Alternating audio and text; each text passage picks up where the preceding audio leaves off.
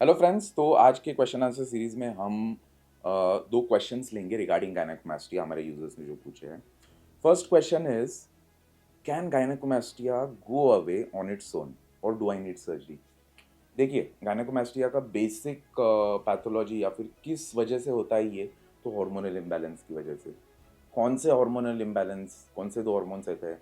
हर एक मेल में टेस्टोस्टेरोन भी रहता है और ईस्ट्रोजन भी रहता है, बट ईस्ट्रोजन का लेवल कम रहता है। बट जब ये बैलेंस बिगड़ जाता है, यानी इधर टेस्टोस्टेरोन कम हो जाता है किसी कारण, या फिर किसी कारण ईस्ट्रोजन बढ़ जाता है, तो ईस्ट्रोजन का जो काम रहता है ग्लैंड डेवलप करना, वो मैमरी ग्लैंड डेवलप कर देता है और वहाँ पे ग्लैंड बन जाता है और आपको गायनेकोमास्टिया बन जाता है। अभी गायनेकोमास्टिया मतलब क्या, अगर हम ये वर्ड ब्रेक करें, गायनेको मतलब female, mastia breast, female like appearing breast in a mail.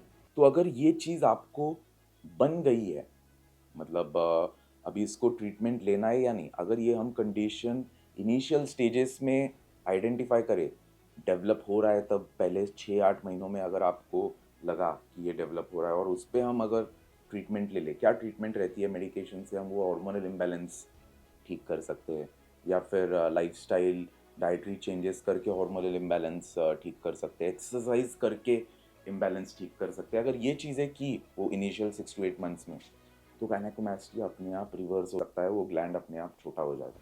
But अगर साल 1.5 साल हो गया, ये कंडीशन ऐसी ही रह गई, तो वो ग्लैंड वहाँ पे परमानेंट हो जाता है, फाइब्रोज हो जाता है और फिर उसे सर्जरी के बिना हम कम नहीं कर सकते।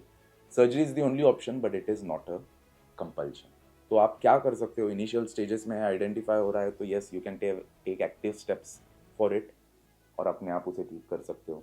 या फिर अगर अभी वो परमानेंट हो गया है और छोटे साइज़ का है, तो आप क्या कर सकते हो? उसे चेस्ट एक्सरसाइजेस करके, वहाँ का मसल बढ़ा के उसे छुपा सकते हो। छुपाना मतलब कैमोफ्लेज कर सकते हो। ग्लैंड रहेगा बट वो छुप जाएगा आपके मसल के बल्ज के नीचे।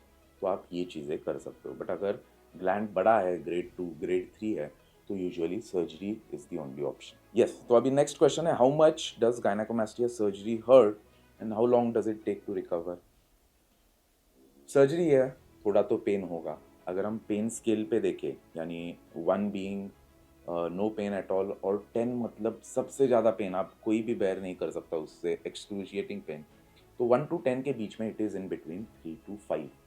ऑपरेशन के बाद हम आपको डिफरेंट एनाल्जेसिक्स प्रिस्क्राइब करते हैं, जिसका पेन लेवल या पेन सेंसिटिविटी कम है उनके लिए लेवल 2 या लेवल 3 के एनाल्जेसिक्स देते हैं, या फिर बेसिक इनमें लेवल 1 के एनाल्जेसिक्स देते हैं। इससे आपका पेन और कम हो जाता है।